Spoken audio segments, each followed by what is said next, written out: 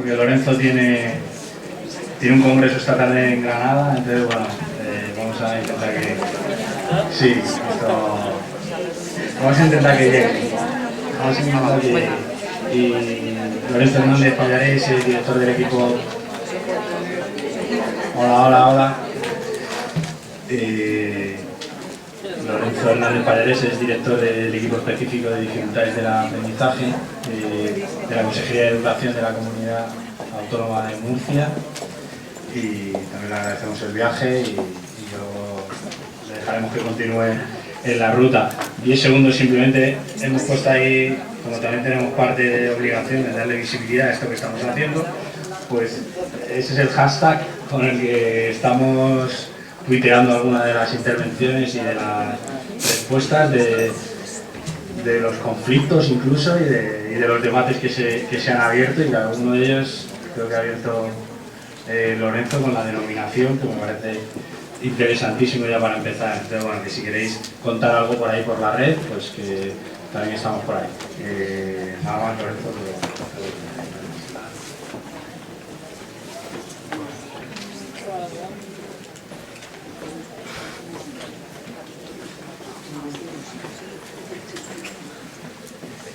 Bueno, vamos a intentar en 45 minutos hacer algo que normalmente allí me lleva como varias tardes con los orientadores y como poco la última vez que estuve hablando de ello era en un equipo de orientación. El equipo de orientación es un específico y entonces lo que hace es formar a los otros equipos de orientación, ¿vale? Entonces pues, nos juntamos y hablamos de estas cosas, y la última vez estuvimos 5 horas hablando de esto y me dijeron que no había tiempo.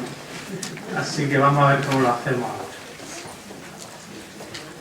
Yo creo que una de las cosas también que hay que, sobre todo de cara a que la mayoría, aparte de ser padres o profesionales de gabinete, bueno, por lo menos la mitad de la gente imagino que sois profesores y orientadores de la pública o de la privada concertada, me da igual, pero pertenecéis al ámbito educativo.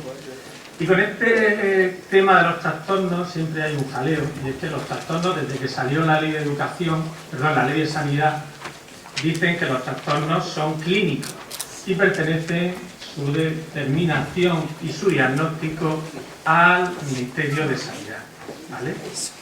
Pues si le llamamos TAN, como aquí se dice, pues ya tenemos el problema de que los orientadores de las colegios y escuelas no estamos capacitados, porque entraríamos en un conflicto con los clínicos, los psicólogos clínicos de sanidad. Eso ya pasó con el TDAH y eso está pasando con el TEL y va a pasarnos con todo lo que tenga por delante la palabra T de trastorno. Bueno, si os vale de algo, yo como soy persona de intentar siempre hallar soluciones, que es lo que nos toca a la administración, los que somos servidores públicos y funcionarios públicos y creemos en ello, y creemos que hay que trabajar como técnicos para la administración, pues la LONCE es muy clara, y la LOCE y la LOSI, todas, quiero decir, nunca se ha hablado de trastorno en ninguna ley de educación, ¿vale? Y todas las leyes de educación últimas han hablado de dificultades específicas del aprendizaje, ¿vale? Entonces, yo no, por esto no estoy negando la existencia del TAN como trastorno, solo digo que la gente que trabajamos en educación tenemos otra denominación para llamarle, ¿vale? Y se llama dificultad específica del aprendizaje. Una de ellas, de las 5 que existen, ¿no? Ahora veremos cuál. Aparte me gusta más llamarle dificultad específica del aprendizaje, o sea, esto ya es una opción, digamos, filosófica y de lo que yo entiendo que son las dificultades específicas del aprendizaje. ¿Por qué? Porque es un paraguas mucho más protector sobre muchos niños. Mirad, esto ya nos ha pasado. Tenemos niños que nosotros los vemos TDAH, los mandamos a salud mental y dicen que no es TDAH. Sin embargo, tú tienes un déficit de atención, un déficit de impulsividad, un déficit de hiperactividad. Y entonces, como ya dicen que no, pues ni tienen derecho a beca, ni casi se les puede hacer nada en la escuela, ¿verdad? Estas cosas nos pasan. Nos pasa también con los TEL, ¿vale? Entonces los ven los clínicos y dicen que no es un trastorno, porque no cumple las características del DSM-4 o del CIE-10. Y lo tenemos con casi todas las cosas, incluso con las dislesias. Las dislesias, en cuanto a trastorno lectoescritor, pues llega y te dice el clínico que no cumple, porque a veces los criterios del DSM-4 todavía, pero los del CIE-10 son bastante restrictivos. Y entonces lo que nos vamos a encontrar, ¿qué hacemos cuando un niño tiene dificultades específicas para leer, pero no cumple los criterios de dislexia? ¿Qué tenemos, aun cuando se consiga que el TAM pase a los términos taxonómicos y nosológicos? ¿Qué nos va a pasar con los niños que no están trastornados? O sea, que no están gravemente afectados. ¿Entendéis? El trastorno es sindrómico, no estoy diciendo nada que no sepamos, ¿verdad? Pues ¿qué va a pasar cuando tengan algunas características suficientes para ir mal en la escuela, para ir mal en la asignatura de matemáticas? Menos mal que, por ejemplo, en esta clasificación última que aportaba David, de los italianos y la americana, pues se decía que podía ser una de esas cosas, claro, porque hay tantos TAM, y voy a hablar de TAM, aunque no me guste, ¿vale? Hay tantos TAM, tantos procesales, procedimentales, que es como le decimos en Murcia, como niños. Hay tantos perfiles como niños. Y entonces tenemos que dar una respuesta a la especificidad de cada uno de esos niños. No para hacerlos encajar en un diagnóstico. Porque si lo que queremos hacer es encajar niños a diagnósticos, vamos a tener siempre unos borderline, o sea, unos límites que no van a estar dentro de los criterios diagnósticos y que, sin embargo, la escuela necesita dar una respuesta educativa a ellos. Por eso, y dentro de eso están los retrasos, la inmadurez. Con la inmadurez yo siempre le gasto una broma en Murcia, perdonadme, cuando mis compañeros, otros profesionales dicen, no, es que hay que esperar a que esté maduro. Y yo digo que maduran los albericoques, las cerigüelas y los malacatones. Es como decimos a las frutas en Murcia, ¿verdad? Pero que lo que los niños hacen es que tienen que evolucionar indudablemente. Y dentro de su evolución hay que ver dónde están, en qué percentil de desarrollo. Vale, entonces nosotros nos quedamos en Murcia y siempre que me llaman mis compañeros al final me dicen, ¿qué te? Yo, vale, sí, ya sé lo que me va a decir. Que hay una dificultad específica del aprendizaje. Sí, sí, porque además nuestra ley de educación habla de eso y no habla de trastorno. Entonces vamos a acostumbrarnos a si estamos en el ámbito... Esto viene de una serie de complejos que hemos tenido siempre los psicopedagogos, los orientadores, con los clínicos. Entonces queremos siempre hacer una taxonomía clínica porque nos parece que es más seria. Pues yo creo que los que estamos en el ámbito educativo tenemos que saber que nosotros tenemos nuestra forma de llamarlos y que no hay que decir solo que son compatibles con tal o que son compatibles con tal, que eso sí lo podemos decir, que tiene una sintomatología compatible con tal. ¿Para qué? Para que el clínico que no sabe de educación entienda que le estamos diciendo. Pero nosotros estamos haciendo una labor pedagógica también en Murcia con la gente de salud mental y con la gente de pediatría para que sepan que cuando le hablamos de una dificultad específica del aprendizaje, ellos tienen que, cuando nos hacen su test, nos tienen que decir compatible con... Porque no estamos en inferioridad de condiciones, ¿me entendéis? Tanto monta tanto.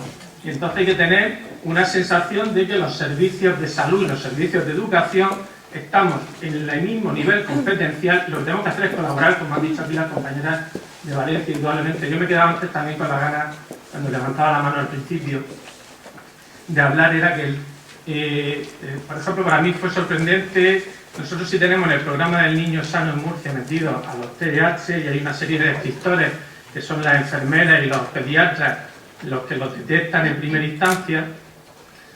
Por cierto, hago un paréntesis. Con el TAN nos puede pasar como nos pasó con el TDAH, y es que la gente decía, es que vaya a sobrediagnosticar, esto va a ser... Somos una comunidad autónoma que llevamos 10 años con un plan de atención al TDAH. Los últimos 8 años colaborando con salud.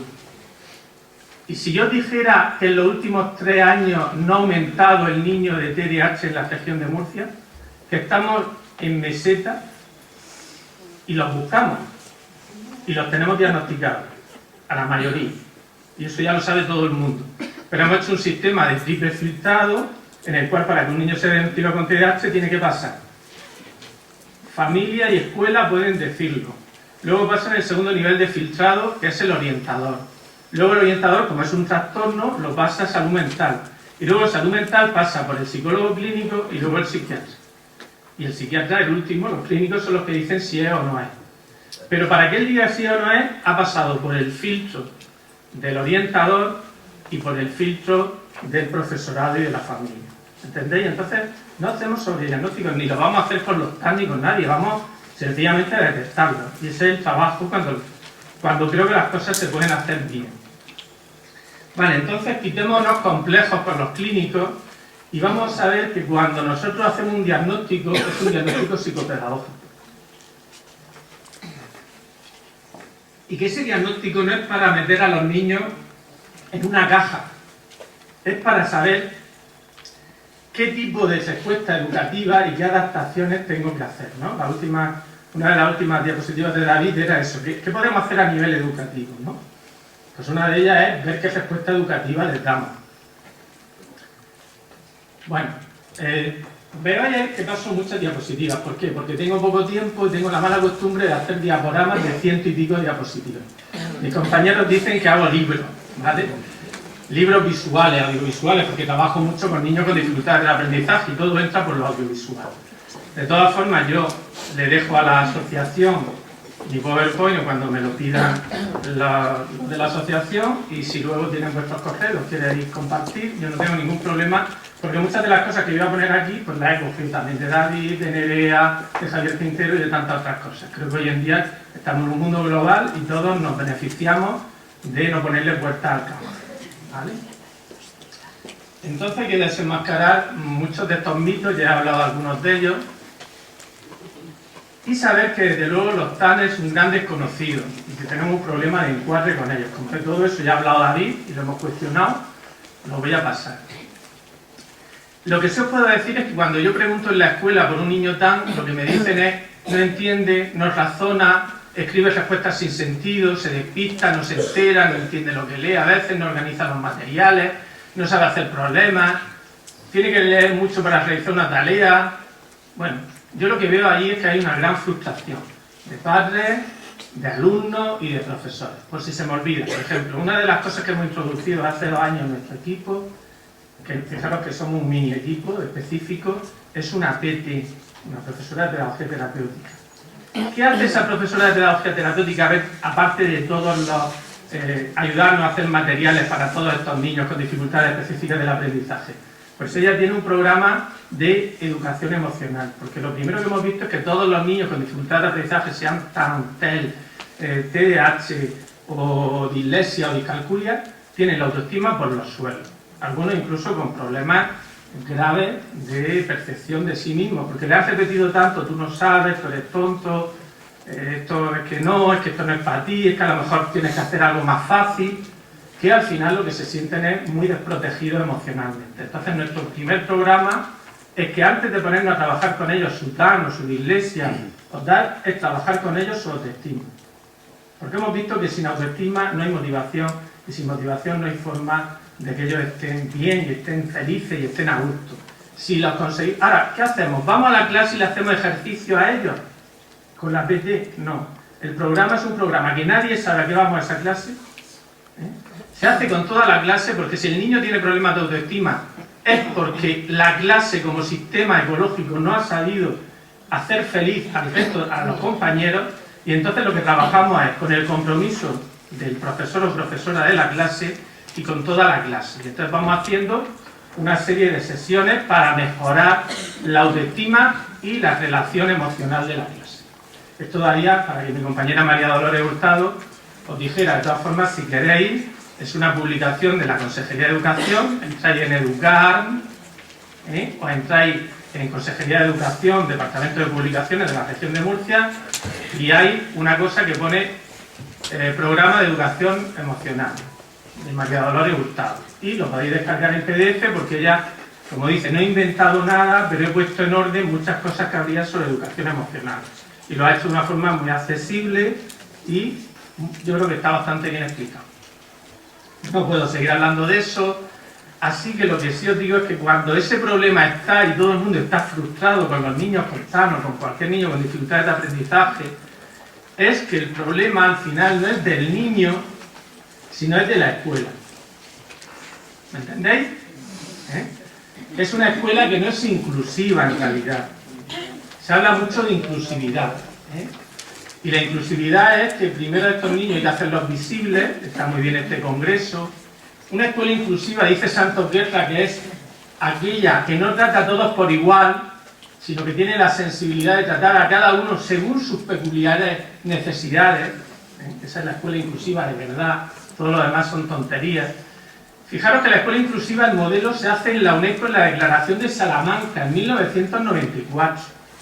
Es que ha llovido desde entonces, 23 años, y nos parece que todavía, vamos a hacer una escuela inclusiva. A mí esto me hace mucha gracia, está pasando en Murcia ahora que ya hay 5 coles que tienen un aula Montessori, y dicen, ¡ay, tenemos un aula Montessori!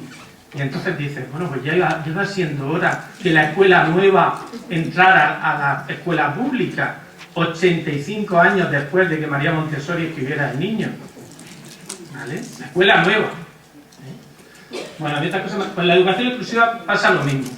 ¿Vale? Ni es moderno, porque tiene ya 23 años, pero bueno, vamos a ver si lo conseguimos entre todos, que la escuela sea realmente inclusiva.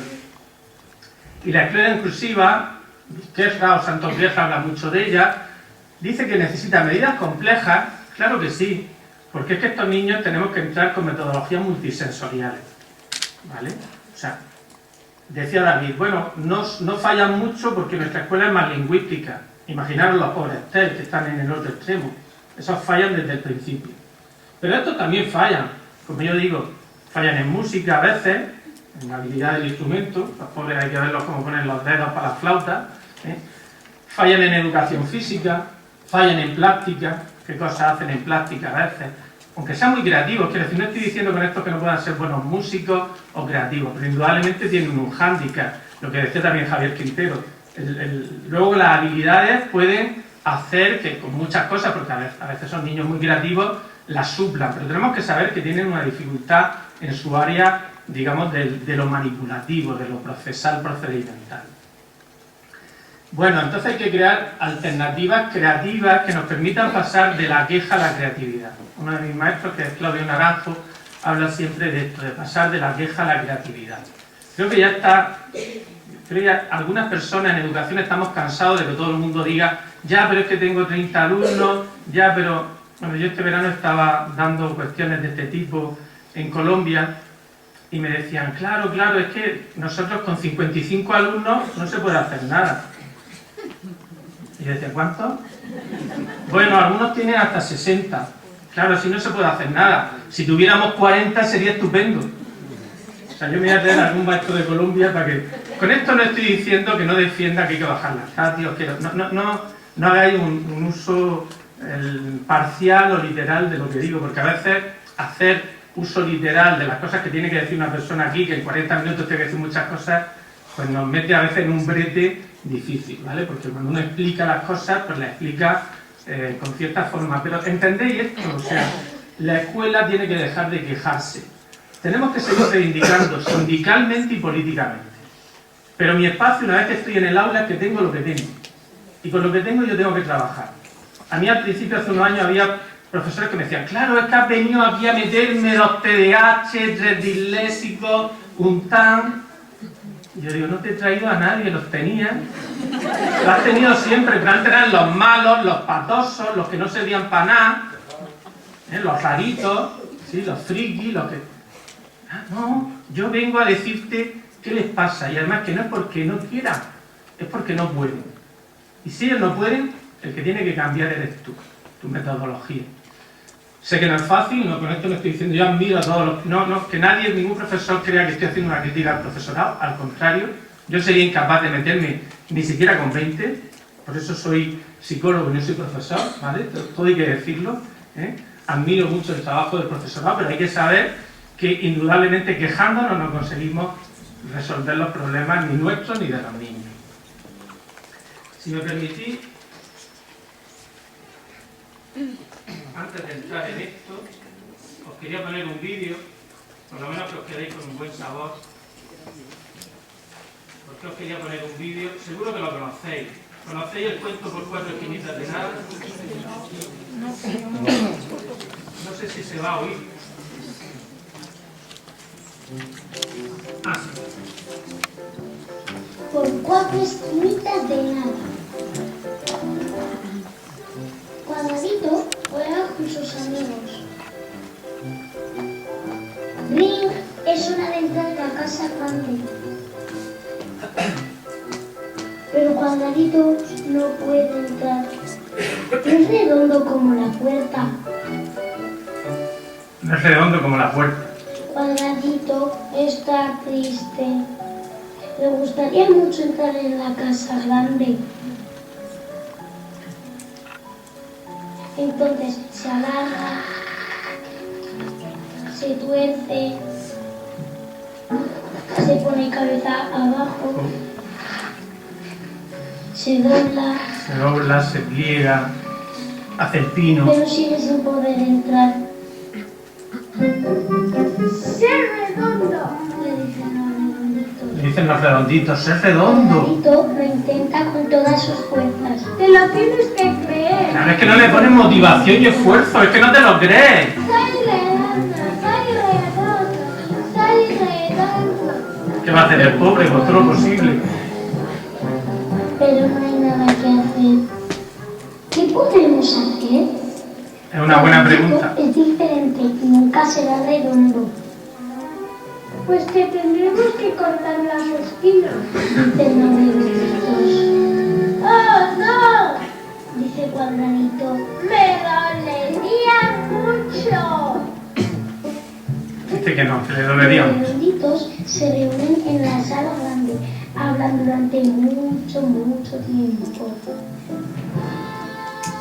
Hasta que comprenden que no es Cuadradito el que tiene que cambiar. ¡Es la puerta! Es la puerta la que tiene que cambiar. Entonces recortan 4 esquinitas. 4 esquinitas de nada. Que permiten a Cuadradito entrar en la casa grande junto a todos los redonditos.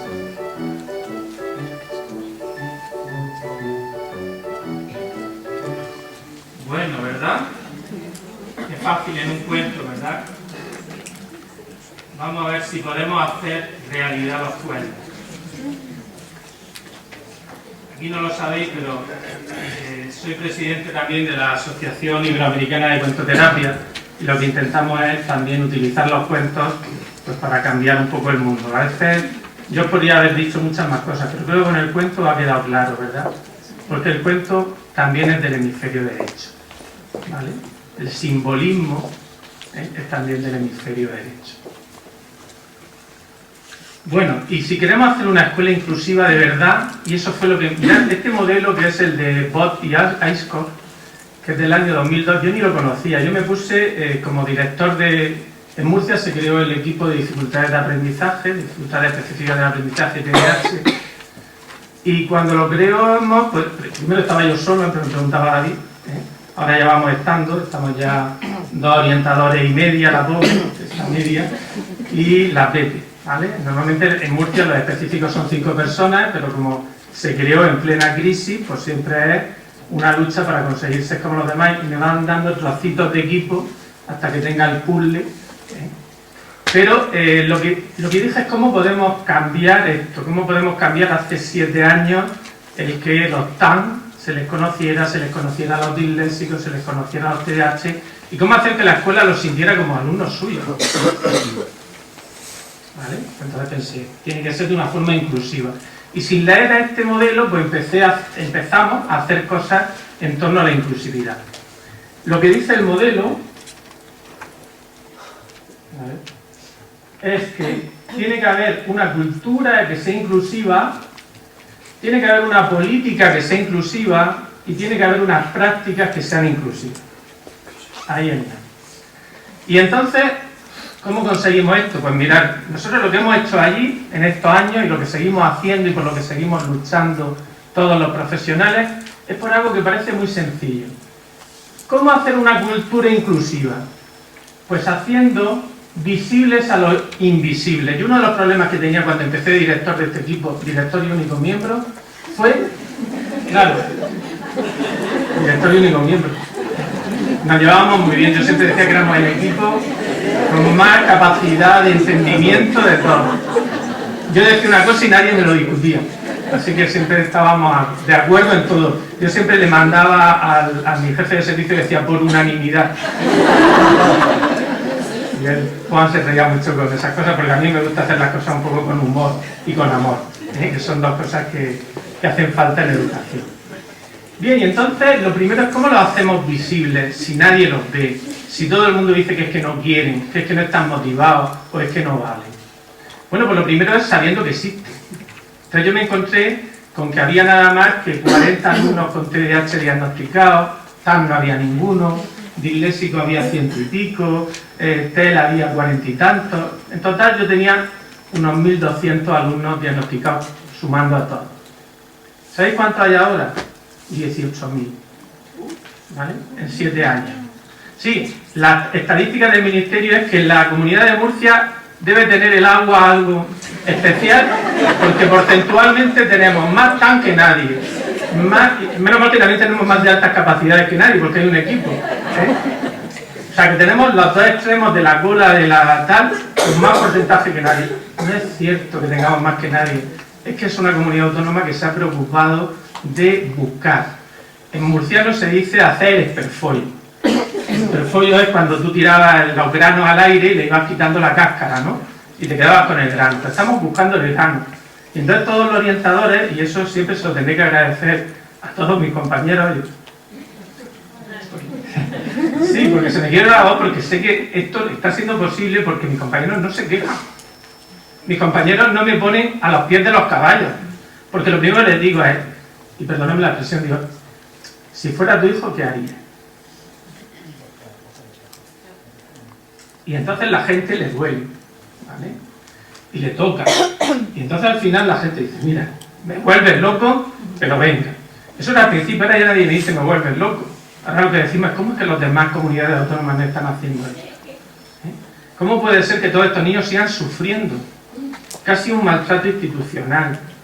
Porque no se le está viendo, no se le está diagnosticando. Claro, nuestras listas de espera con dificultad de aprendizaje, aunque obtengamos 17.000, son enormes. Tardamos a veces 1 año, 2 años en llegar a ellos. Ahora, debido a unos dineros de estos del Fondo Interterritorial, se está contratando psicopedagogos que colaboran con los equipos para ir bajando las listas de espera, como se ha hecho con las listas de sanidad, lo estamos haciendo con las listas de educación. Pero yo le decía a los compañeros, pero tú siempre acepta lo que te dice el profesor o el padre y ponlo en lista de espera, porque hasta que... Y luego que vayan los padres si quieren y le peguen fuego a la consejería, perdonadme. Pero se tiene que saber que esos niños existen. Una forma de hacer visible lo invisible es su existencia.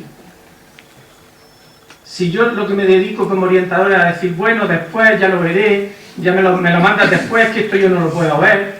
Bueno, yo voy a decir que yo no lo puedo ver porque tengo a 3.000 o a 5.000 alumnos en mi lista, ¿vale? Pero que existen y que están en lista de espera, esa es una realidad. Entonces, una de las cosas que os digo con los TAM es que cuando digan qué tal, decirles, ya, pero yo quiero que me lo ponga para ver, aunque lo vea dentro de 10 años. Me gustaría que lo viera el mes que viene, ¿vale? Pero que sepa que yo he detectado en mi hijo, que yo he detectado en este alumno esto, y que algo habrá que hacer. Y que luego, si la administración llega y se le hace, digamos, un juicio, que se sepa quién falló en la línea de trabajo.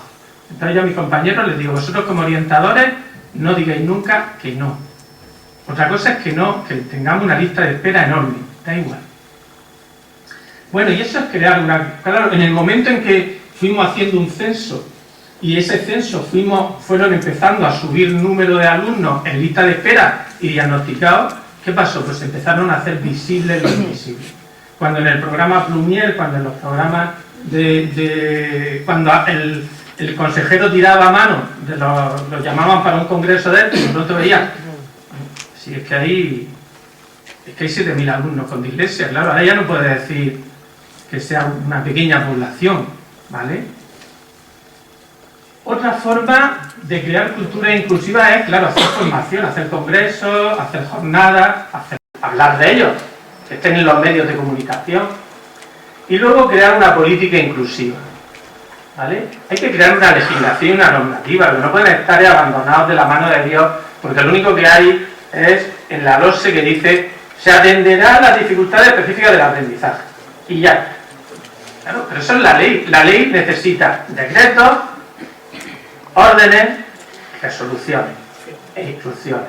O sea, todos los niveles de la legislación tienen que estar cubiertos, ¿eh? Y tienen que estar protocolizados. Vale, ahora veréis lo que hemos intentado hacer nosotros, lo que hemos hecho, de hecho. Y luego hay que crear prácticas inclusivas. ¿Os acordáis? Cultura inclusiva, política inclusiva y prácticas inclusivas. Las prácticas inclusivas, ahora si me da tiempo hablaremos algo de eso, es que a lo mejor un niño que tiene un trastorno en la grafía, sea disgráfico, sea TAN, pues a lo mejor a partir de tercero de primaria, que necesita escribir, no lo puedo tener haciendo fichas de escritura que no le van a llevar casi a ningún sitio, le van a hacer mejorar, pero tan despacio y tan sensiblemente que luego no da tiempo de hacer los deberes, de hacer los trabajos, pues le tendré que poner un programa conversor de audio a texto y tendré que utilizar el Dragon Speak o cualquiera de los que existen hoy en día gratuitos en Play Store, y que entonces yo hable y me aparezca, pero si lo tenemos en el WhatsApp, que tú le hablas y si quieres que no vaya como voz, te lo convierte en texto. ¿Es tan difícil que el niño tenga su micro en clase o que en casa haga los deberes con el altavoz, o sea, con el micro?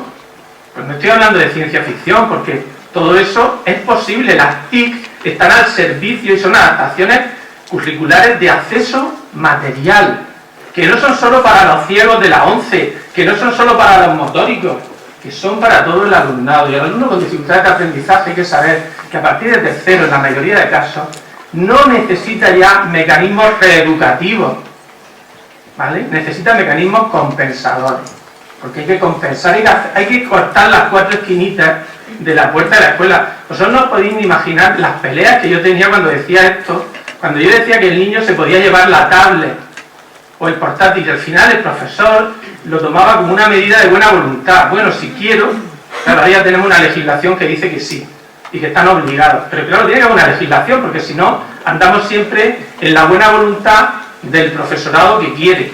Pero esto no es que quiera o no quiera. Vosotros le preguntáis a algún profesor, si el alumno de la 11, oye, ¿quieres que lleve la Perkinson a clase? ¿Quieres que lleve el conversor de texto en audio? Ah, pues a mí me parece que no. Imaginar. Oye, ¿tú quieres que el paralítico cerebral venga con su silla de ruedas motorizada? No, yo no. Que venga arrastrándose. Claro, perdonadme que sea tan bruto. O sea, alguno vaya a pensar que soy un bruto. No soy un bruto. Es un cambio de mentalidad necesario. Es que el disléxico es un ceguero gráfico cuando tiene una dislexia profunda. Y o le pongo el conversor o no puede hacer las tareas escolares. Y es que un TAN o un disgráfico tiene muchas dificultades para escribir. Y si quiero que escriba deprisa, o le pongo el conversor de audio a texto, o no va a poder hacerlo. Existe el hardware, existe el software, existe la posibilidad. Entonces, ¿qué estamos haciendo? Creando una escuela exclusiva, que excluye a este alumnado, porque no le hace las adaptaciones de acceso. Perdonadme que me ponga muy vehemente, y yo sé que a veces soy un poco... Pero es que creo que pues realmente empezamos a reivindicar como cultura inclusiva el que estos niños son iguales que los de necesidades educativas especiales. Yo digo siempre que en los años 90 conseguimos que las necesidades educativas especiales tuvieran rango de nobleza y se hizo una política de integración y me parece fenomenal, pero se dejó fuera a la plebe, y la plebe son los alumnos con necesidades específicas de apoyo educativo no asociados a discapacidad, que no tienen derechos, que sí tienen efectos. Y no estoy haciendo no pertenezco a ninguna política, estoy como técnico diciendo lo que es verdad blanco sobre negro. Y blanco sobre negro es que si todos somos ciudadanos, todos tenemos derecho a la inclusión y a lo que se llama el diseño universal, y por lo tanto a la integración y a la inclusión. Y mientras que nuestra sociedad no cambie de chip y no vea que la misma dificultad es que uno tenga una discapacidad que una no discapacidad, porque hay niños con dislexia y hay niños con TAN que están tan discapacitados para el acceso al currículum como otros que tienen graves capacidades. Bueno, me perdonáis que me ponga panfletario, no es panfletario, sino es que me indigna. Me indigna que no haya todavía esta mentalidad y esta cultura de la inclusión. Y eso se consigue, como he dicho, con las TIC, con la enseñanza multisensorial, pero sí que la tenemos. Vosotros podéis creer que ayer yo estaba con un grupo de maestros dando dentro de nuestro CPF, que es como el CEFIRE, dando una formación en dificultades de aprendizaje, y no sabían tan siquiera que, por ejemplo, hay conversores de texto en audio y de audio a texto, y se los tuve que enseñar y poner. Pero es que no sabían, por ejemplo, cuando tú recibes un WhatsApp de voz, hay el transcriber que permite, porque la gente dice, ay, es que esta gente que invasiva, me pone un WhatsApp y como estoy en una reunión no lo puedo leer. Sí, sí lo puedes leer. Hay una aplicación, una app que te la descargas, que es el transcriber y que te convierte lo de voz, sin que lo oiga nadie, en texto. Y entonces tú lo lees. ¿Vale? Pues son cosas que yo creí que todo el mundo sabía y no lo sabía ninguno de los 25 profesores que estaban ahí. Claro, ¿cómo van a saber luego utilizar todas estas herramientas si las desconocen? La gente, vamos muy por detrás de donde está ahora mismo la TIC, ¿vale? Tenemos que conseguir que el profesorado conozca, no esas porque no son para oír los mensajes de la novia o del novio, son las que van a permitir que nuestros alumnos con dificultades de aprendizaje puedan leer y escribir a través del ordenador, Y por último, hay que cambiar la forma de evaluarle y examinarle. Claro, si yo a un TAM lo intento examinar en el mismo tiempo que a los demás, con lo lentos que son. No es que sean lentos, pero su velocidad de procesamiento es lenta porque tienen que organizar el pensamiento, porque a nivel pragmático les cuesta, porque la comprensión lectora les cuesta. Hay que dejar más tiempo. Y eso tiene que estar recogido en una legislación que lo diga, ¿verdad? Entonces, cambiar el instrumento de evaluación y la adaptación curricular a la evaluación a la hora de examinarles va a permitir hacer una cultura inclusiva porque nadie va a cuestionar por qué se hace eso, una política inclusiva porque va a haber una orden o un decreto o una resolución que dice cuánto tiempo, cómo y por qué, y va a ser una práctica inclusiva porque es una adaptación de acceso. ¿Sí? ¿No vais siguiendo un poco? Bueno, pues esto no es ciencia ficción, ¿vale? Lo que intento demostrar es que nos queda mucho por hacer en la Comunidad Autónoma de Murcia, indudablemente, nos queda mucho por hacer, pero hemos empezado el camino. Yo vine cuando Paco y Tona me lo dijeron y luego Silvia, y he hecho el esfuerzo de que tenía que comprometer hace meses una jornada, un congreso de iglesia en Granada. He hecho el esfuerzo de venir porque creo que, por lo menos que sepáis que no estamos hablando de ciencia ficción, que hay una comunidad autónoma pequeñita, pero que está empezando a hacer los deberes. No os voy a decir que es Disneyland París, ni que todo lo hagamos perfecto, no tenemos muchísimos defectos, pero sí puedo deciros que llevamos 7 años trabajando y remando en este sentido, ¿vale? Y tiene que ver con esta frase de Chasti que dice, si este niño no aprende de la manera que le enseñamos, ¿podemos enseñarle como él aprende? Ese va a ser el reto con todas las dificultades de aprendizaje, con los TAM y con todos. Enseñarle como ellos aprenden. Es la escuela la que tiene que cortar las 4 esquinitas de la puerta. No le tenemos que cortar al niño sus 4 fáciles. Bueno, esto ya he hablado, el hacer un censo. Estas son las normativas, ya también nuestro decreto de atención a la diversidad hablaba de estos alumnos. No los voy a leer. Luego, hace 7 años, se crea el equipo específico de dificultades de aprendizaje en el curso 2010-2011. Creo que seguimos siendo la única comunidad autónoma que tiene un específico de dificultades de aprendizaje y TDAH. Pues yo creo que hace falta, ¿vale? Yo creo que hace falta, ¿por qué? Porque es una población mayor que los discapacitados. Esto no hay que olvidarlo. Y luego los pobres compañeros de equipos generales y de departamentos no tienen tiempo para leer, para prepararse, ni para hacer material. Entonces tiene que haber alguien que lo haga. 1, 2, 3 personas, me da igual, dependiendo de cada administración. Pero hay que comprometerse a que si yo tengo 17.000 alumnos en mi comunidad autónoma y quien más tiene después son altas capacidades con 3.000 o TEA con 1.200, ¿vale?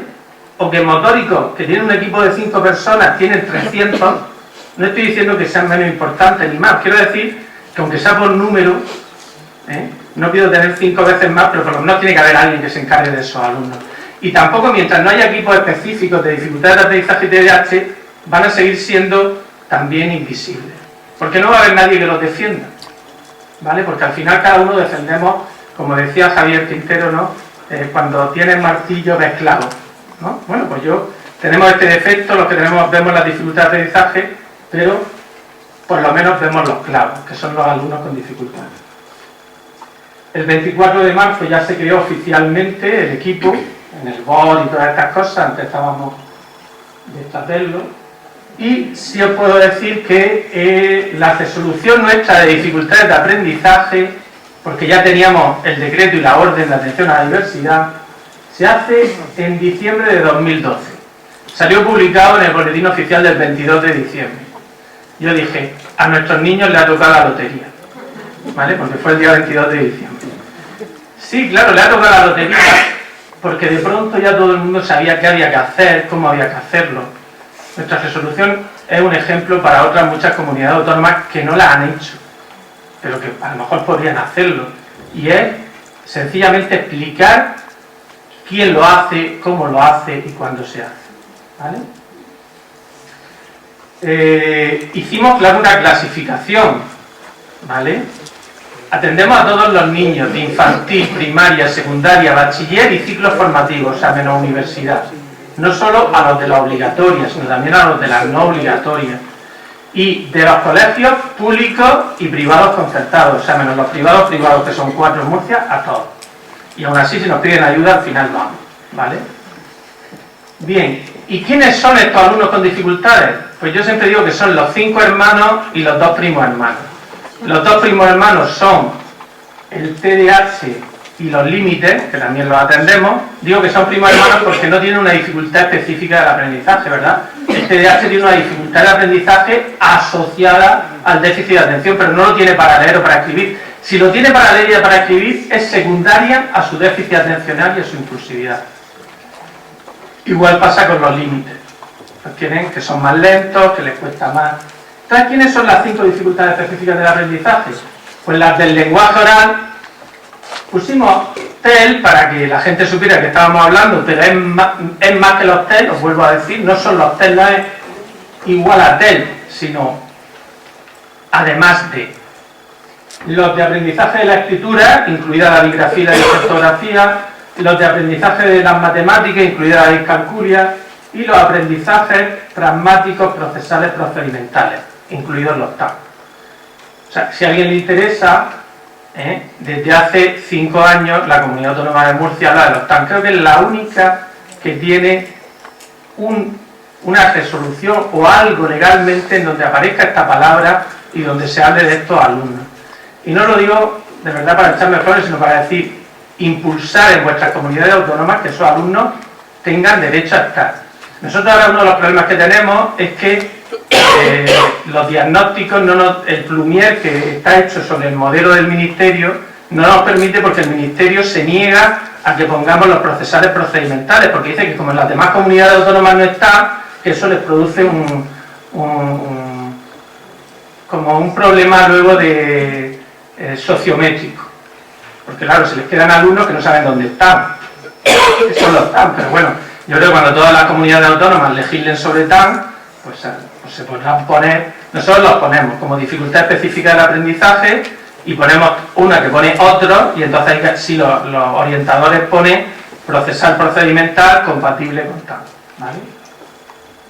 Bueno, pues diréis que chulo, pues sí, me puedo enorgullecer de que somos la comunidad autónoma que ha apostado por los TAM hace 5 años. ¿Quién de aquí conocía el TAM hace 5 años, honestamente? Algunas personas, sí, pero ¿verdad que era poquito? En 5 años se está haciendo visible, ¿verdad? Algunos lo conocíamos desde hace 7, 8 años, ¿verdad? Pero no es precisamente un trastorno ni una dificultad, digamos, que fuera muy conocido. Ahora, poquito a poco, va entrando en el camino de las dificultades. Fatal. Fatal porque yo me tengo que ir para el canal. Eso me interesa. Entonces, solamente voy a intentar, bueno, voy a hacer un desastre. Todo lo que queráis de esas legislaciones las tenemos. Nosotros vemos quién lo detecta, cómo se criban. Y nosotros le llamamos, cuando todavía no se ha hecho el diagnóstico, alumnos de riesgo de dificultad específica del aprendizaje procesal procedimental, así con todas. ¿Cuál es un alumno de riesgo? Aquel que el profesor dice le pasa algo y creo que es esto. Y en ese momento las medidas ordinarias se cogen en el colegio para ese niño. ¿Vale? Entra en una lista de espera, pero lo hacemos lo que se llama la discriminación positiva. Y es que no tienen diagnóstico, pero tienen derecho a las medidas ordinarias, no las específicas, pero sí las ordinarias. Quiero decir, que un alumno que el profesor suponga que está, tiene derecho a más tiempo en el examen de plástica, de educación física, todas las medidas ordinarias y las adaptaciones de acceso. Bien. ¿Cuáles son los alumnos de riesgo? Pues, como todo eso, yo creo que lo van a explicar esta tarde, también lo ha hablado David. El lío muchas veces está, por lo que hablaba David, que los TDAH, los disléxicos, los TEL, los TAN y los Asperger tienen que todos tienen una disfunción ejecutiva, ¿vale? Y el corte prefrontal es más inmaduro. No quiere decir que no madure después, pero es verdad que hasta los 15, 16, 20, 22 años puede ser que no veamos resultados de mielinización de esa parte, ¿eh? Y eso va a influir. Yo siempre digo que es un solo cerebro, pero muchas formas de funcionar.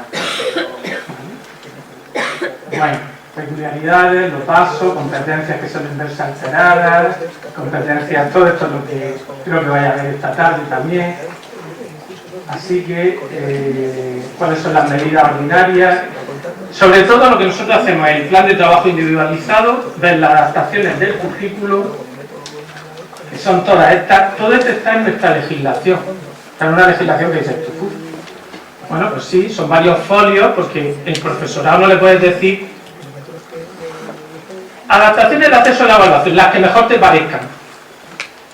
Porque va a decir, pero ¿cuáles son las que mejor me parecen a mí? Entonces le tendré que dar un menú. Nosotros lo que hemos hecho es un menú.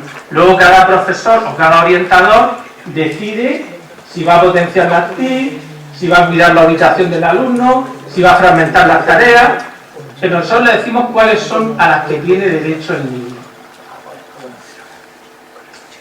Hay una serie de medidas específicas, de refuerzo, y en la evaluación del alumnado también tenemos toda una legislación que dice qué medidas se pueden tomar con esos alumnos. ¿Vale? El traslado de la información se hace a los padres, hay una colaboración con las familias, seguimos unos pasos de cara al diagnóstico, tenemos una orden de evaluación que tiene un apartado específico de dificultades específicas del aprendizaje y que dice que a estos alumnos se les evaluará con instrumentos adaptados, con tiempo adaptado. Tenemos una adecuación y una legislación que sale cada vez que salen las pruebas de diagnóstico, también se las adaptamos a estos alumnos con TAN y con otras dificultades de aprendizaje. Cuando se hace el PISA también se lo adaptamos. Esta fue una pelea enorme que tuve yo con mis compañeros, porque ellos decían que el PISA hablaba de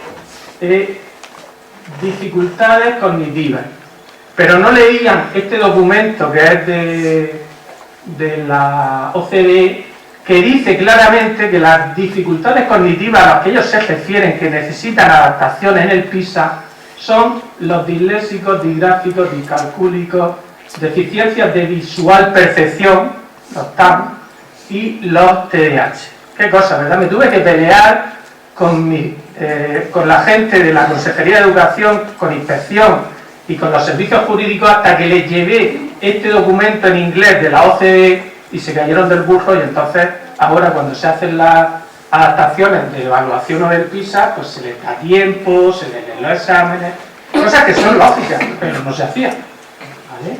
Y en la EBAU y en la PAU, y voy a terminar ya con esto porque no me da tiempo, sencillamente deciros que también hemos conseguido la Universidad de Murcia desde hace 8 años, aunque luego hayan aparecido otras universidades que son las primeras que adaptan, todas las que han dicho que son las primeras, fue después de que lo hiciéramos en Murcia, solo que no salió en ningún periódico, ¿vale?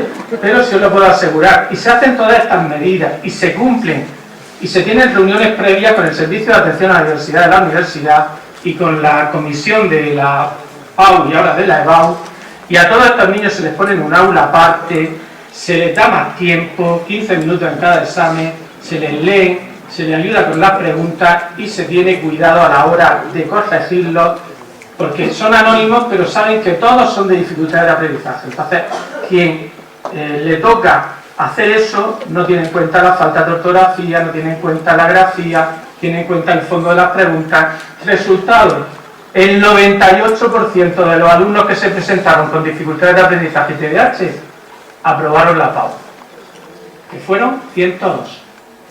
De 104 aprobaron 102 alumnos. Y están en la universidad y se le están haciendo las medidas. Pues yo creo que se pueden hacer, claro que podemos tomar medidas educativas, y tenemos una resolución de planes de trabajo individualizados que dice que a los alumnos se les puede cambiar el profesor, si tienen diagnóstico de TAN o de otras dificultades de aprendizaje, hasta un 20% el peso de los estándares. ¿Vale? Y que podemos cambiarle el instrumento de evaluación con respecto a la clase. Y que podemos adecuar los indicadores de logro, rendimiento y bajarles un escalón de los 4 o 5 rangos de indicadores de logro que tienen. Todo esto tocó discutirlo, pasó por los servicios jurídicos y vino hasta el Ministerio, porque los inspectores decían allí que no, ¿vale? Y el Ministerio nos dio la razón a atención a la diversidad y dijo que todas estas medidas no cambian los estándares, que es lo que dice la ley, que no se pueden cambiar los estándares para los alumnos con necesidades específicas de aprendizaje, ¿vale? Pero sí se puede cambiar el peso en la evaluación del estándar, el indicador de logro o el instrumento. Pues tenía más cosas que deciros, pero el tiempo se me comió, así que daros las gracias. Os dejo la presentación con las funciones efectivas que van a hablar esta tarde y con un montón de medidas que podéis hacer, pero yo creo que lo importante es que veáis la filosofía que hay detrás a nivel cultural, político y metodológico. Pues muchas gracias.